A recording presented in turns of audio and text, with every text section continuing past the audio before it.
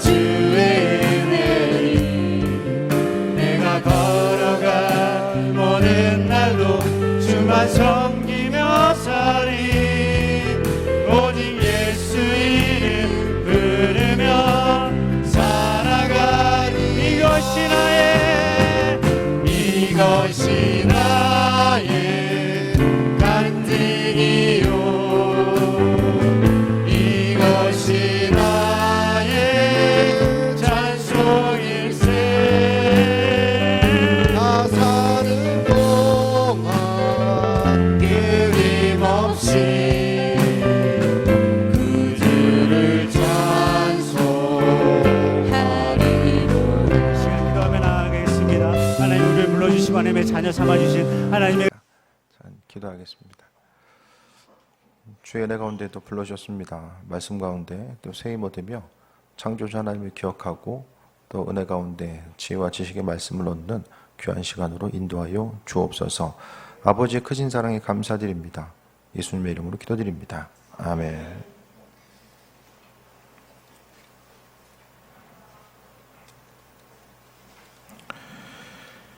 성경은 우리에게 이 땅을 살아감에 있어서 또 꼭 필요한 말씀들을 우리에게 허락해 주고 있는데 그 말씀 자체는 이 창조주 하나님께서 우리에게 허락하신 것으로서 그 말씀 자체는 이 기준이고 또 하나님의 뜻을 우리에게 비춰주셨고 또 지금도 또 성령을 통해서 비춰주고 계시며 앞으로의 삶의 방향성 이 모든 것들을 하나님의 말씀을 통해서 우리에게 허락해 주심을 이야기합니다. 세상 가운데서 우리가 이 땅을 살아감에 있어서 세상은 불확실성을 많은 부분 이야기하고 있습니다. 뭔가 정확한 것, 또 예측할 수 있다라기보다는 예측하기 힘든 이런 부분으로 계속해서 나아가고 있는데 파워포인트 좀 넘겨주세요. 불확실한 세상 속에 하나님의 지혜 부분을 좀 말씀드립니다. 성경은요, 하나님을 경외하는 것이 지혜의 근본임을 말씀합니다. 하루하루 삶을 살아감에 있어서 우리는 하나님의 지혜를 가지고 살아가야 되는데 세상 자체가 점점 더 살기 힘들다라고 이야기하는 것은 예측하기가 어렵기 때문입니다. 그래서 우리가 무엇보다도 지금 이제 현대 사회 가운데서 성경 말씀하면은 주전 2000년 이상을 넘어가는데 그 4000년에서 5000년 이전 가운데 또 이제 처음에 쓰여지고 또 주님 이후에 쓰여졌던 이 성경 말씀이 지금 이 시대를 살아가고 있는 우리들에게 뭐 어떤 유용성이 있을까라고 이제 생각될 수도 있어요. 하지만 이 세상 모든 것에 있어서의 세상에 돌아가고 또 움직여지는 모든 원리는 하나님의 손길과 주권 가운데 있다라는 사실을 생각했을 때에 그 근본 창조 원리로부터 우리가 삶의 지혜를 배우고 나아가는 것입니다. 그래서 하나님의 지혜, 하나님을 경외하는 것이 지혜의 근본이다라고 말씀하고 있습니다. 경외한다는 것은 단순한 두려움이 아니라 하나님을 인생의 주인공으로 인정하는 거예요. 아버지께서 주인 되신다는 것을 인정하는 것이 경외이고 또 그분의 말씀과 그분의 뜻을 삶에 있어서 최우선순위로 두는 것 자체가 그분을 경외한다는 것입니다. 여호와를 경외하라, 찬양 가운데서 여호와를 경외하라고 계속해서 말씀하고 있잖아요. 그래서 하나님 주인 되십니다. 또 내 인생 가운데서 하나님의 뜻과 그분 원하시는 대로 내 인생을 살겠습니다라고 고백하는 것이 하나님을 경외하는 것이고 그것 자체가 지혜의 근본임을 말씀하고 있습니다. 세상을 다 누구나가 다 기쁘고 행복하게 살길 원하는데 그 기쁘고 행복하게 삶을 살기 위해서 여러 가지 또 힘써서 싸우는 모든 것들이 또 한순간에 사라지는 것이 또 세상의 모습임을 보게 됩니다.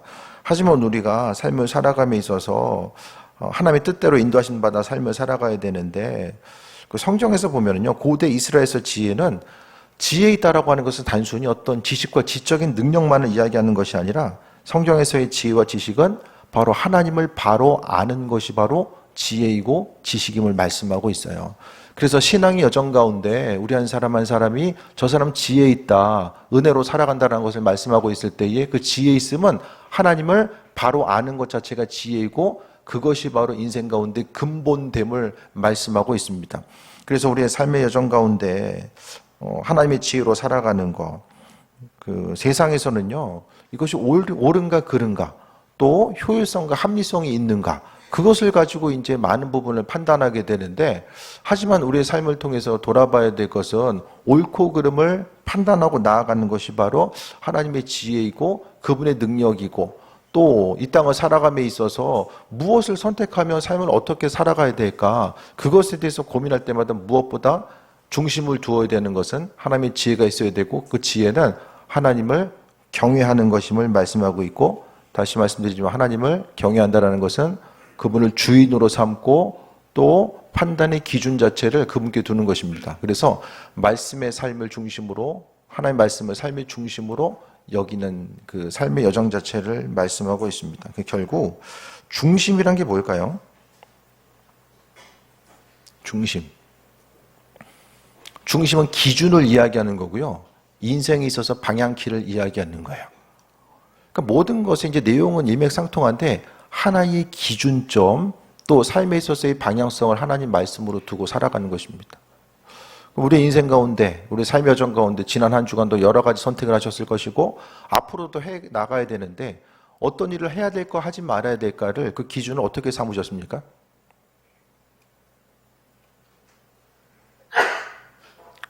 어떻게 삼으세요, 여러분들?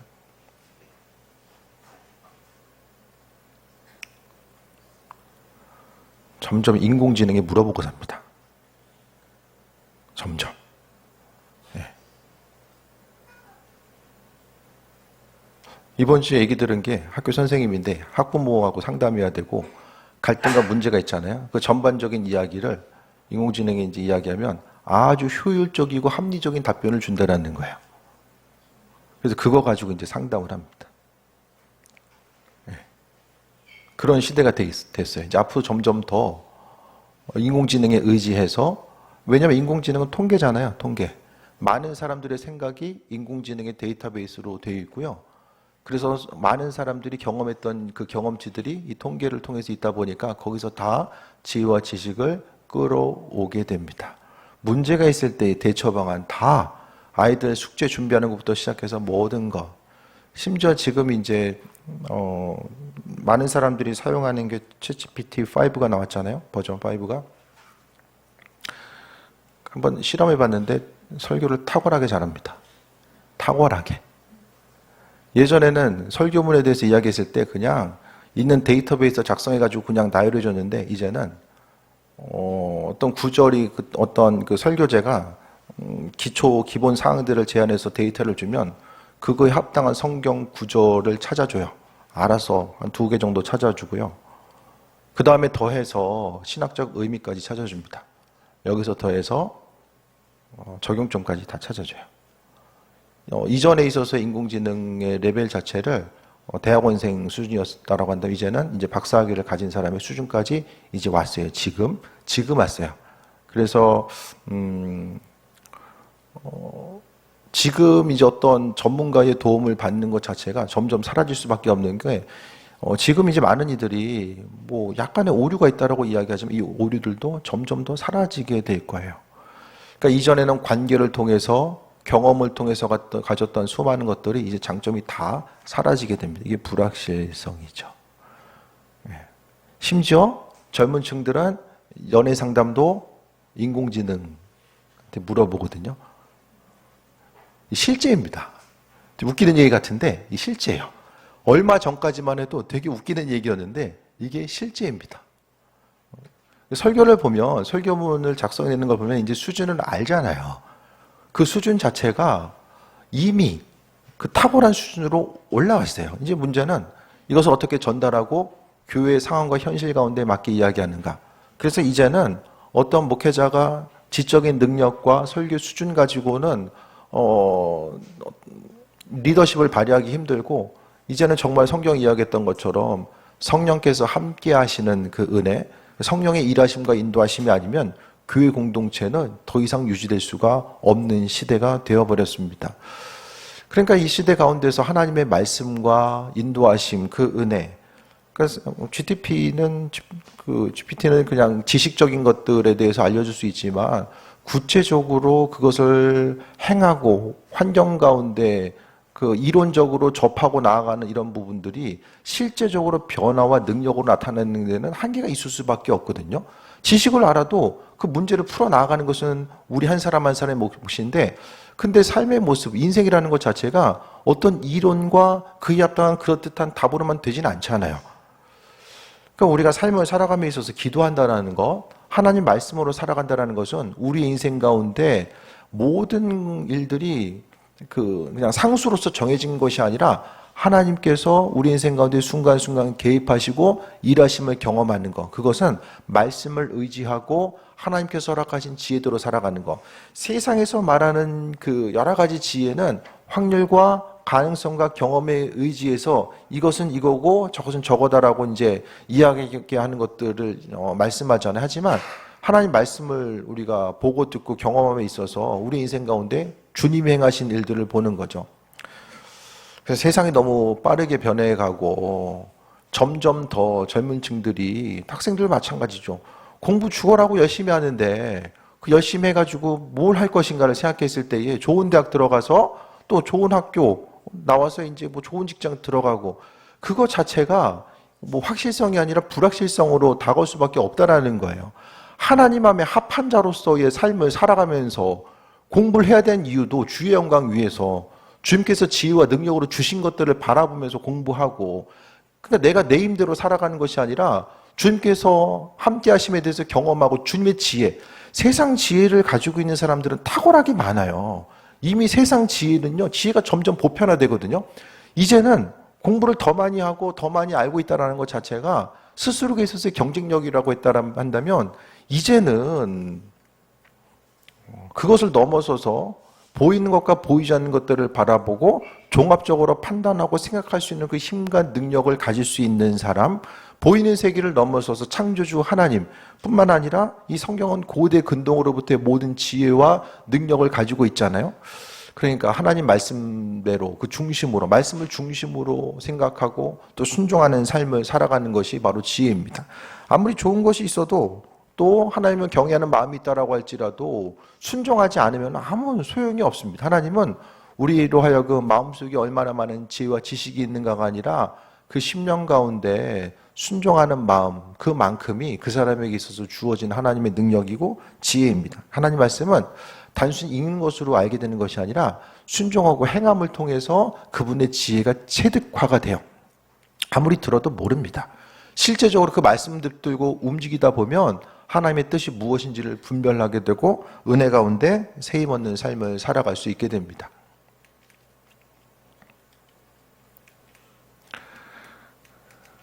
좀 넘겨주세요.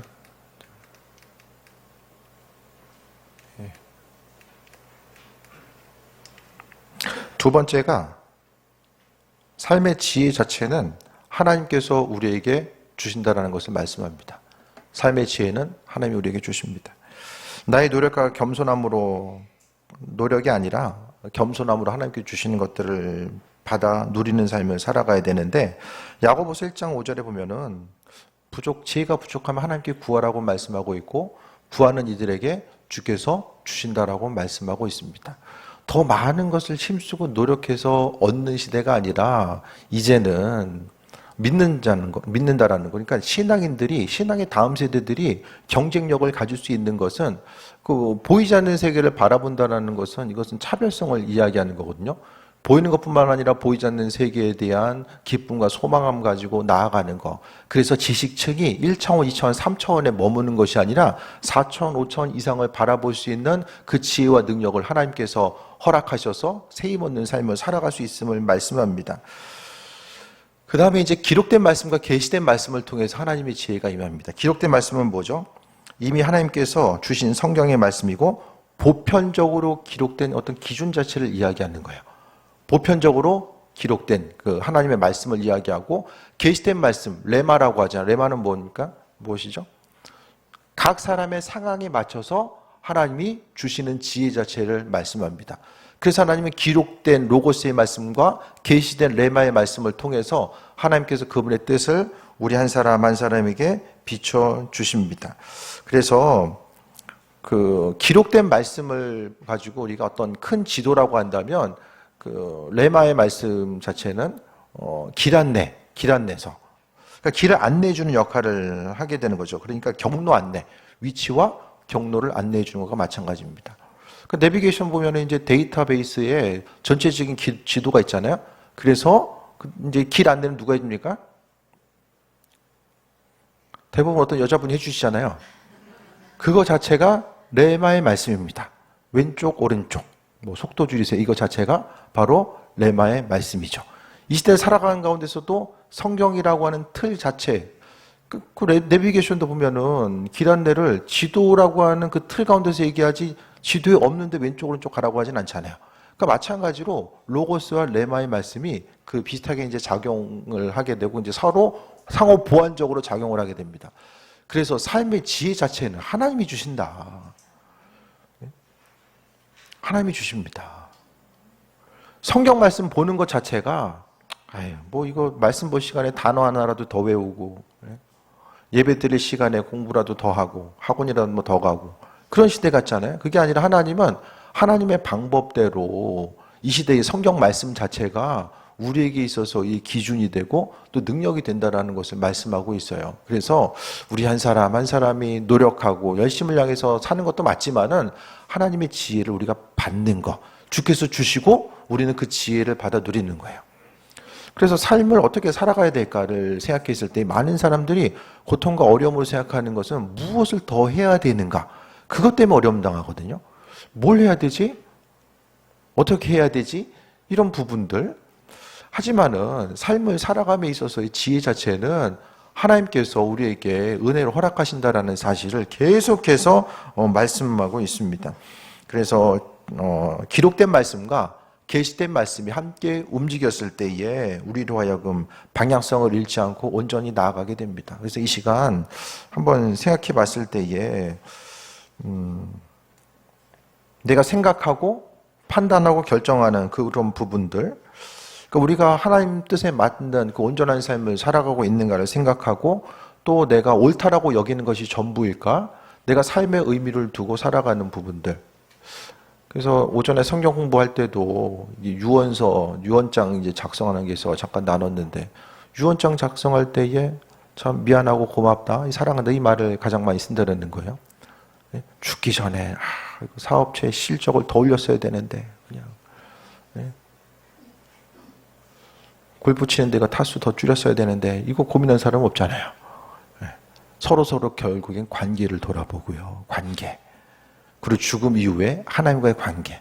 이 땅을 살아가면서 있어 사람들과의 관계, 죽음 이후에 하나님과의 관계를 중요하게 여기는 거죠. 그래서 지혜가 있는 사람은요, 중요한 것과 중요하지 않은 것들을 분별해요.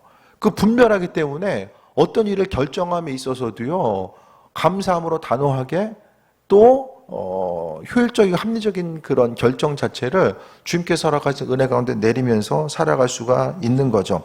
그래서 삶의 지혜 하나님 주십니다. 앞서 말씀드렸던 것처럼 첫 번째는 불확실한 세상 속에서 하나님의 지혜가 있어야 되고 또 삶의 지혜는 하나님께서 우리에게 허락해 주신다라고 약속하셨습니다.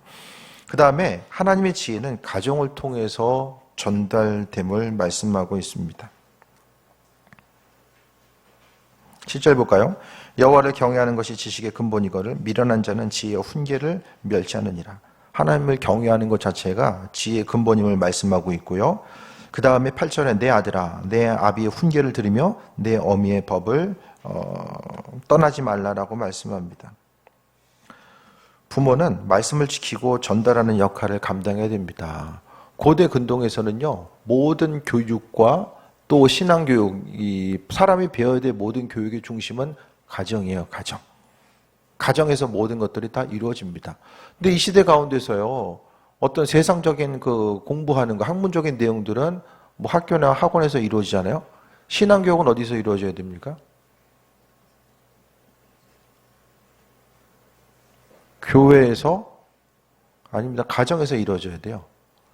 교회에서 이루어지려면 어떻게 됩니까? 예전엔 비슷하게 또 교회에서 이루어졌어요. 그 왜 이루어집니까? 전에는 여름 성경학교 하면은 방학 때 일주일 동안도 하고 뭐 3박 4일 4박 5일도 했잖아요. 요즘엔 안 되잖아요. 부모들이 안 보내. 애들 학원 가야 돼가지고. 네. 그러니까 학원을 보내니까 교회에서 뭐 평일날 성경 공부한다고 애들 보내라고 하면 뭐 몇 집이나 보낼까요? 그러니까 그런 시대가 되었기 때문에 온전하게 신앙 교육 자체가 집에서는 교회에서는 이루어질 수가 없는 거예요. 그러니까 신앙 교육 자체를 어쨌든 그 교회에서 시간이 없기 때문에 가정에서 신앙 교육이 이루어지지 않으면 교회 자체가 더 이상 교회에서 이루어지기가 힘든 거죠. 부모는 말씀을 지키고 앞서 말씀드렸던 것처럼 전달하는 역할. 그래서 잠언 1장 8절에 내 아비의 훈계를 듣고 어미의 법을 버리지 말라라고 이야기하는 것 자체가 그와 같은 목적에서고, 고대 근동에서의 아버지는 하나님의 법을 지키는 영적인 지도자이고, 어머니는 가정에서 그 법 자체가 생활 속에서 스며드는, 그 하나님 말씀을 아버지가 가리키고요, 그 말씀이 적용을 어떻게 해야 되는지를 그 어머니들이 그 역할을 감당했던 것이 이스라엘과 고대 근동에서 있어서의 어떤 신앙 전통이었음을 말씀하고 있습니다. 그래서 가정은요, 단순히 그냥 먹을 거 주고 입혀주고 교육시켜주고 공부시켜주고 그것을 떠나는 것이 아니라 하나님의 백성으로서 온전히 살아갈 수 있도록 만들어주는 거예요. 하나님 소중하게 여기는 아이들은요, 부모 공경할 줄 알고요, 부모가 왜 소중한지를 알아요. 서울대 나와도 부모 공경할 줄 모르면 어떻게 됩니까? 무슨 소용이 있습니까? 말씀에 대한 이 배경과 근거 없이 잘 자라는 거, 자녀들이 잘 자라난다는 그 기준과 근거가 무엇입니까? 옳고 그름에 대한 기준 자체, 분별력이요, 하나님 말씀을 통해 세워진 아이들은 선택을 하고자 했을 때에 세상 욕심과 또 스스로를 위해서만 판단하지 않고 주변 사람들을 배려하면서 함께 갈 수 있는 부분들을 생각하면서 나아가는 거죠. 가정에서는 분명히 주님 주신 권위가 있어줘야 됩니다. 하나님 허락하신 권위가 있어줘야 돼요. 권위는 어떻게 나옵니까? 어디서부터 옵니까? 영적인 권위는 뭐로부터 나옵니까?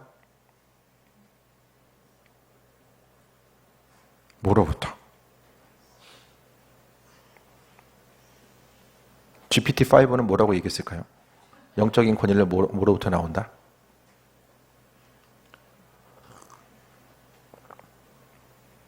하나님과의 관계.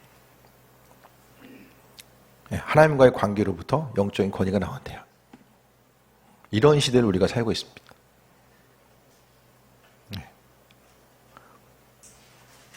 잠깐 딴 얘기지만 그 설교를 작성한다는 건요, 인문학 가운데서 상당히 하이 퀄리티를 이야기하거든요. 근데 이 부분에서 이렇게 올라왔다는 것은 나머지 영역에 있어서는 아마 대부분 다 이제 그 잠식됐을 거라고 저는 봐요.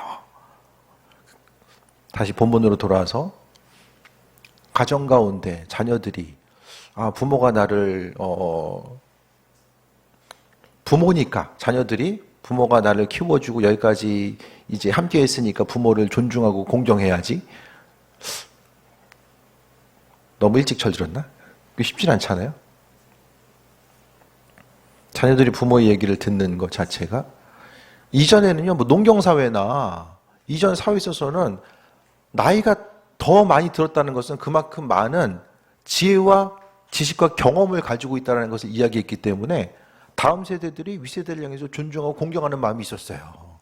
하지만은 네이버 지식인 때문에 학교에서 선생님 권위가 사라진 것처럼 지금도 마찬가지입니다. 부모가 나이가 더 많기 때문이가 아니라 자녀들이 부모의 얘기를 듣고 또 이제 순종하고 나아갈 수 있는 것은 그 가정 가운데 부모에게 영적인 권위가 있을 때만이 가능합니다. 우리 부모님이 이렇게 말씀하신 건 하나님이 그래도 감동 주시는 것이 있기 때문에 이렇게 말씀하시는구나. 그때는 몰랐는데 시간 지나고 나니까 부모님이 신앙적으로 이야기해 준 내용들이 그래서 이렇게 이야기한 거구나. 그것이 서로 동의가 되고 인식이 되었을 때 뭐가 나타납니까? 가정에서의 권위가 생겨지는 거죠. 교회에서도 마찬가지입니다. 목사님이 설교 잘해서 인공지능이 더 잘한다니까요. 교회에 있어서의 점점 더 담임 목사의 권위가 사라진 이유가 거기에 있죠. 하나님과의 관계성. 요즘 교회에서도요, 이제 담임 목사님들은 좀 덜하지만 부목사님들은 9 to 6, 9시부터 6시까지 일하고 6시 이후에는 전화를 안 걸고 안 받는 게 예의처럼 이제 점점 더 이게 문화가 확산돼 가고 있고, 이 담임 목사님들도 이제 마찬가지입니다. 앞으로는 좀 이제 미국 따라가는 것 같아요. 이제 6시 이후에 어떤 문제 생기는 거, 명절에 장례 났다 그냥 알아서 하는 거예요. 이제 뭐 움직이고 하는 게 없어. 점점 더 시대가 이제 이렇게 변해갈 수밖에 없어요. 어떤 한 목사님은 그럴 거면 그냥 목회 관둬라. 이제 예? 워라벨 찾을 거라면 이제 관둬라. 이제 이렇게. 삶에 있어서 이런 균형 자체, 그러니까 삶에 있어서 소중한 것이 무엇인지를 깨달아 알고 하나님과의 그런 관계성 자체가 되어졌을 때 주께서 우리에게 권위를 허락하시고 함께 하시는 거. 그래서 가정에서요, 말을 계속한다고 되는 시대가 아니라요, 부모가 이야기했을 때에 자녀들이 알아들을 수 있고 순간만 영적 권위가 있어줘야 됩니다. 그거 없이 계속해서 이야기하면은 충돌이 일어날 수밖에 없잖아요. 점점 더 교육받는 것 자체가 내 생각과 관점 우선순위로 하지, 다른 사람들의 얘기를 듣는 것에 대해서 사회적이고 시대적인 배경 자체가 이전과는 많이 다르게 변해됐기 때문에 신앙이라고 하는 공통점 없이 계속해서 이야기하면 부딪힙니다. 서로 이해를 할 수가 없어요. 10대 내에서는 또 20대 내, 30대 다 초중반 말, 이게 다 생각들이 이제 점점 더 세분화돼서 다르게 나타나는 시대가 바로 지금의 모습이기 때문입니다. 부모가 말씀대로 살고 하나님의 뜻에 순종할 때에 영적 권위가 있고요, 그로 인해서 하나님의 지혜가 나타납니다. 부모가 하나님 말씀을 존중하지 않고 순종하지 않는데 자녀들이 야, 니네 이렇게 해야 돼, 이렇게 해야 돼. 그게 있을 수가 없어요. 겉으로 보기에는 뭐 그냥 넘어갈 수 있겠지만은, 이 신앙생활 한다는 건 영적인 세계잖아요. 부모의 영성이 자녀들에게 다 흘러갑니다. 아닌 것 같죠? 성경에서요, 부모의 축복이 자녀에게 흘러가고 축복이 흘러간다는 것은 물질적인 축복만 이야기하는 게 아니에요. 영적인 유산 자체가 같이 흘러간다는 것을 이야기합니다. 부모의 영적 상태가 자녀의 영적 상태로 고스란히 이게 이제 투영됩니다.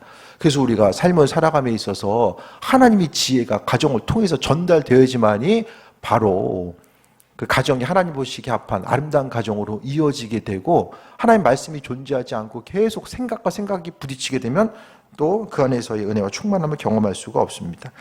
그래서 부모가 말씀대로 살고 하나님의 뜻에 순종할 때에 자녀는 자연스럽게 그 권위를 인정하게 되고, 또 말씀의 능력 가운데 하나 되는 가정을 또 이루고 나아갈 수 있게 됩니다. 불확실한 세상에서 하나님의 지혜를 붙들어야 되는 이유, 그 지혜는 하나님을 경외하는 데서부터 그 지혜가 시작되고요, 말씀을 중심에 둘 때 자라나고 가정을 통해서 또 다음 세대로 이렇게 전달해 나아가는 은혜들이 있죠. 그래서 우리는 하나님의 말씀 가운데 충만한 삶, 이 땅 가운데서 무엇을 하면서 어떻게 살아가야 될까? 이제는 30대도 명예퇴직 당하는 이 시대 가운데서 도대체 어떻게 삶을 살아가고 무엇을 해야 되는가를 많은 사람들이 더 고민하고 또 고민되는 이 시기, 어떻게 생각하면은 삶에 있어서의 자리가 흔들리는 터전 같은 그 위치 가운데 있는 우리들이 어떤 삶을 살아가야 될까? 그것에 대해서 오늘 성경은 하나님을 경외하는 것, 그것이 정말 때로는 뜬구름 잡는 것처럼 들려도 하나님 경외하는 것, 그리고 그분의 지혜를 가지고 삶을 살아가는 것이 탁월한 선택임을 말씀하고 있습니다. 왜? 보이지 않는 것과 보이는 세계를 동시에 아우르면서 판단하고 생각하며 나아가는 것. 인공지능은 보이지 않는 세계를 아우르면서 나아갈 수 없고 하나님의 창조성과 그 능력을 가져올 수는 없어요. 기술이 아무리 발달된다고 할지라도 교회는 하나님께서 행하시는 그런 일들과 놀라운 사역들이 이루어져야 됩니다. 그래서 부지런히 손을 얹고 기도하고 하나님께서 하신 일들을 경험하고 나아가는 거죠. 이번에 그 사회복지센터에서 이제 있는데 그 여자분이 이제 같이 실습하는 분이 계신데, 이제 그 한약 있잖아요. 다이어트 드셔보셨어요? 네, 다이어트 하려면 한약방에서 도움을 받습니다. 근데 한약을 이틀치 먹었는데 몸에 안 맞는 거예요. 입맛이 사라져. 입맛만 사라지면 되는데 이 무기력하고 사람이 생각을 할 수가 없는 거예요. 생각할 수 있는 그 힘이 없어. 아무것도 하기 싫고 무기력하고 생각도 못하고 잠은 많이 오고. 그게 이제 지난주에 그 약을 먹고 이틀 먹었는데 그게 일주일이 넘어서 거의 이제 열흘 가까이 이어지는 거예요. 그래서 저는 옆에서 보기에 더위 먹었나 보다 이제 생각하고 옆자리에 있었거든요. 더위 먹었구나 생각하고 있었는데 이분이 이제 약의 부작용이다 이렇게 얘기를 하는 거예요. 그래서 기도해드렸어요. 네, 기도해드렸어요. 교회는 안 다니는 분인데 네, 기도해드렸어요. 이제 그때부터 입맛이 돌아오기 시작했어요. 그분 말이 그래요. 그날 오후부터 입맛이 돌아와서 오후에 연락이 있어서 할 일이 있어서 이제 기도해주고 그날 저녁에 연락했더니 어디 계시냐 했더니 모래내 시장 계시다고 그러더라고요. 식재료 사러 가신 거예요. 네. 음식 만드는 거 좋아하시는데 정말로 그날 이후로 몸이 이제 회복이 돼서 그분 말로는 4kg 빠졌던 게 이제 다시 돌아왔다. 이제 얘기를 하시더라고요. 너무 고마워하는 거예요. 저는 기도 한번 해드린 것밖에 없어요. 너무 고마워하는 거예요. 치유된 것도 감사하지만 누군가가 내 아픔을 지나치지 않고 기도해줬다라는 그거 한 가지에 대해서 신앙이 없는 분이고 교회가 본 적이 없는 분인데 그렇게 반응을 하는 거예요. 그러니까 교회 공동체는요, 물론 이 얘기를 통해서 뭐 약이 부작용이 있을 수 있는데 저기 그 병원 다시 가셔가지고 처방을 다시 받으셔서 좀 방법을 찾아보세요 이야기할 수도 있지만 신앙인들에게 있어서 하나님이 손을 얹고 기도하라고 말씀하셨으니까 그 말씀대로 움직이고 나아가는 것, 그것이 바로 하나님의 사랑과 은혜가 아닐까. 이 시대 가운데서 순간순간에 무엇을 선택하면 나아갈 수 있을까를 또 고민해 될 때도 있지만 그래도 하나님께서 주인 되셔서 행하신다는 것에 대한 소망 가지고 나아가고 또 우리도 하나님 주신 권능 가지고 열심히 기도해 드리고 그분들이 또 새 힘없고 그리스도 예수 주님을 알아갈 수 있도록 이제는 지식과 설득에 의해서 복음 전하는 시대가 아니라 삶을 통해서 섬기고 성령의 능력과 인도하심 따라서 복음이 전해져야 되는 시기임을 말씀드립니다. 넘겨주세요. 적용 질문 말씀드립니다. 같이 읽어볼까요? 시작. 다양한 결정을 해야 할 때 가장 먼저 하나님은 어떻게 말씀하실까를 묻고 있습니까? 우선 묻고 있는 거 생각하고 넘어가야 돼. 하나님 이거 어떻게 생각하실까? 내가 결정하는 그 순간에 주님 어떻게 생각하실까? 그러니까 내가 하고 싶은 대로 한번 눈 감고 할 수도 있어요. 근데 문제는 이게 이어지면 관계가 깨져요. 하나님과의 관계가 깨집니다. 또 말로는 나를 주인이라고 이야기하고 찬양한다고 하는데 하고 싶은 건 네 맘대로 하는구나. 그럼 관계가 깨질 수밖에 없는 거죠. 그래서 내가 선택을 할 때에 하나님 어떻게 원하실까? 뭐라고 말씀하실까? 두 번째 시작. 하나님의 지혜를 얻기 위해 말씀을 읽고 적용하고 있습니까?